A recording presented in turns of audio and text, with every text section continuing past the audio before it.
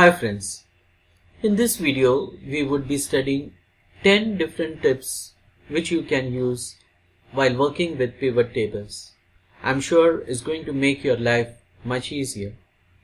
So without any further ado, let's jump straight into the training.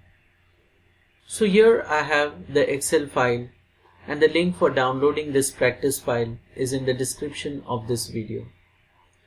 Now in this file, in the first sheet, I have already made a pivot table. Now, the default options of this pivot table are, if you right click over here and select pivot table options, the default options are as follows. So we are not touching these options, we are keeping it as it is and we are clicking on OK. Now, what happens when there are the default settings of pivot table? So if I alter the width of any columns of pivot table, that is I increase or decrease the width, and at any point of time later if I right click and I select refresh, you will see that it reverts back to its original settings.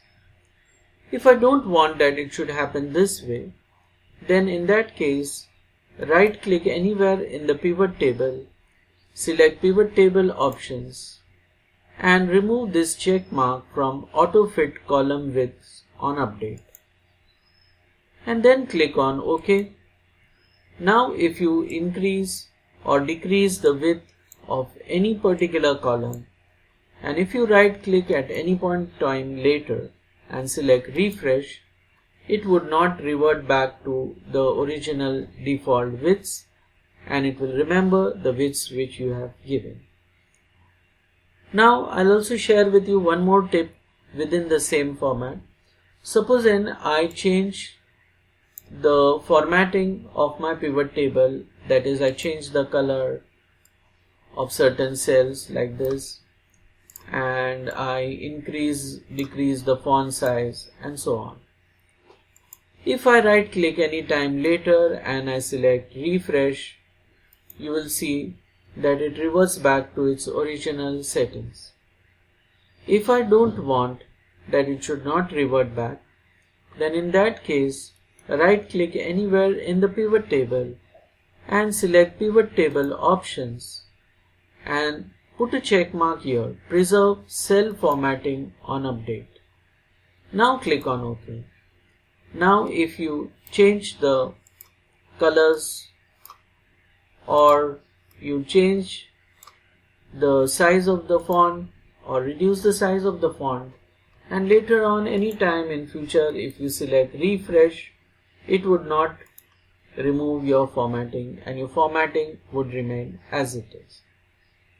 This was the first tip. Now we see the second tip, running total. Now over here you can see I have a field called as sum of calls. If adjacent to it I want a running total.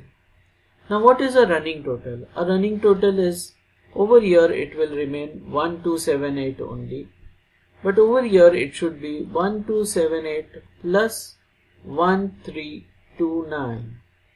That is the result of the earlier two values. Here it should become 1278 plus 1329 plus 1315 and so on. So if I don't want to use the pivot table and I want to do it with the help of a function, you can do the same by using equal to sum function, open parenthesis, click over here, give colon, close parenthesis, and this first C4 value is there, you lock it by pressing F4. Then hit enter and now when you copy the values down, you get the running total. Now this was using the sum function. If I don't want the sum function, I want to do it using pivot table. Click anywhere in the pivot table and over here the sum of calls is there. I'll drag it one more time into my value area. So you get one more column and click anywhere in this new column, right click over here and select show value as and select running total. Then it will ask you based on which field, obviously the month field. Click on OK and the running total is ready, and you can even change the heading to running total and then click on enter. Now we'll see the next step, and that is relating to ranking. So I go into the next sheet, and here I would like to rank these sales. So if I click over here and I use an Excel function called as equal to rank, open parenthesis, and I click on this number, comma, I give the reference as this entire column, comma, and I say 0 as a descending. Descending means the largest number should get the value as 1 and the lowest number should get the value as whatever is the value. I'll close the parenthesis, and this B4 to B15, I'll lock these values by pressing F4, and then I will hit enter. And now I'll just copy this formula down. So you'll see the largest number, which is 344, gets 1, and 278, which is the lowest number, gets 12th rank. Now if I want to do the same ranking but with pivot table, click anywhere in the pivot table, right click here. Okay, before right clicking, we'll drag one more sales value over here. So you get 2 sales. Click in the second column, right click here, show value as, and here you have ranked largest to smallest. Just click over here, basis the month field, click on OK, and the rank is ready. And you can change the heading to rank, and you can even select the column and change the alignment. So this was the next step.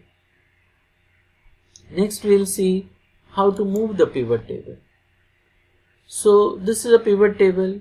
If I want to move it to a different location in the sheet, click anywhere in the pivot table, then click on pivot table analyze, and over here you have move pivot table. So if I select within the existing worksheet, give the new location, click on OK. So the pivot table gets moved to the new location. If you want that the movement should happen to a new worksheet, click on pivot table analyze, click on move pivot table, select new worksheet and click on OK. So the pivot table moves into a new worksheet. This was the next step. Now let's see report filter pages. Now here I have a pivot table and there is a report filter on the top through which I can see the report for any particular year, 2015, 2016 and so on. Suppose I want every year's data should come into a separate sheet.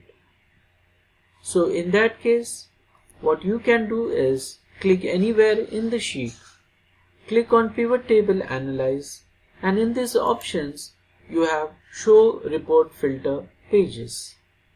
Click over here, basis the year field, which is the year field, click on OK, and you'll see at the bottom as many years are there, those many sheets would get inserted with the relevant results, and your original pivot table would be maintained safely in a original sheet. This was the next step. Now let's see about how to move a pivot table in PowerPoint. So first select the pivot table, right click, select copy, then come to PowerPoint and you have to paste the table over here. But before pasting the pivot table, remember in this paste there is a drop down.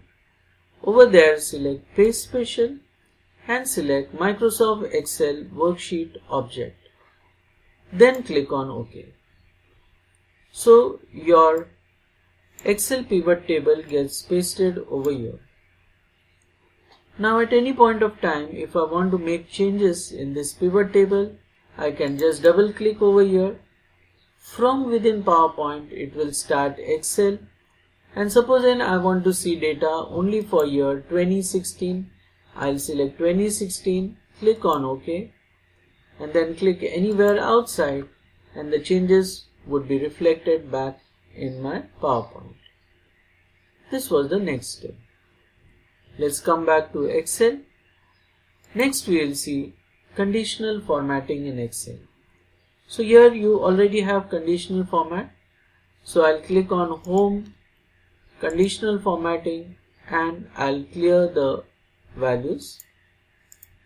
Now suppose I want to conditionally format only few cells. So I'll select only the few cells, click on Conditional Formatting and select New Rule. And here you have three options. We'll select the first option, Selected Cells, 2 Color Scale, and OK. So the conditional formatting happens only for the selected cells.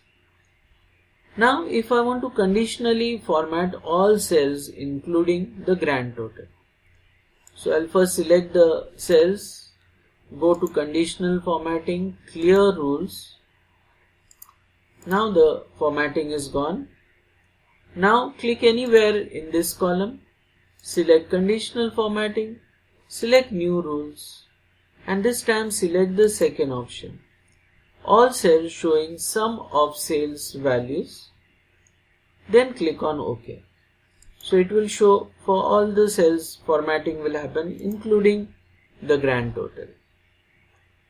Again I'll remove the formatting.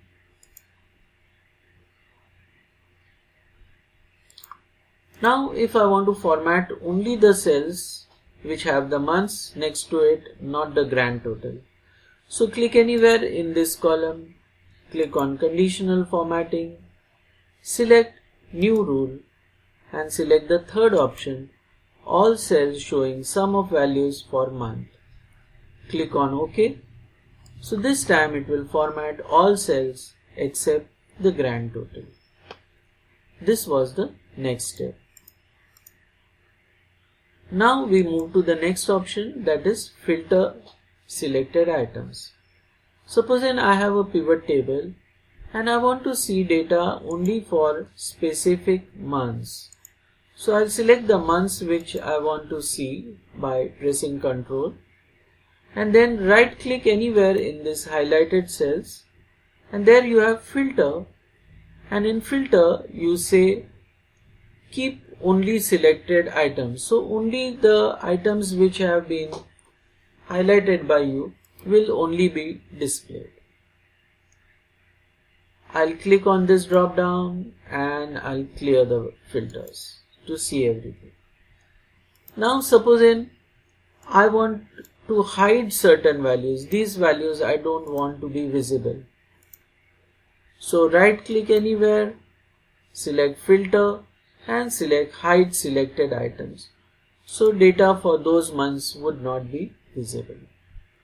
And again you want to see all the data, click over here and select all and select OK.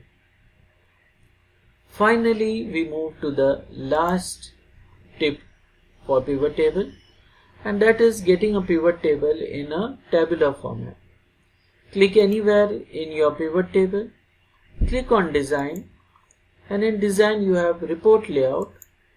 In Report Layout you can select Show the pivot table in the tabular format. This is the tabular format, and if you want that the year values should be repeated, click over here and select Repeat All Item Labels. So you can see the item labels get repeated. And if you don't want this plus or minus sign next to it, click on Pivot Table Analyze and click on Hide Plus or Minus buttons.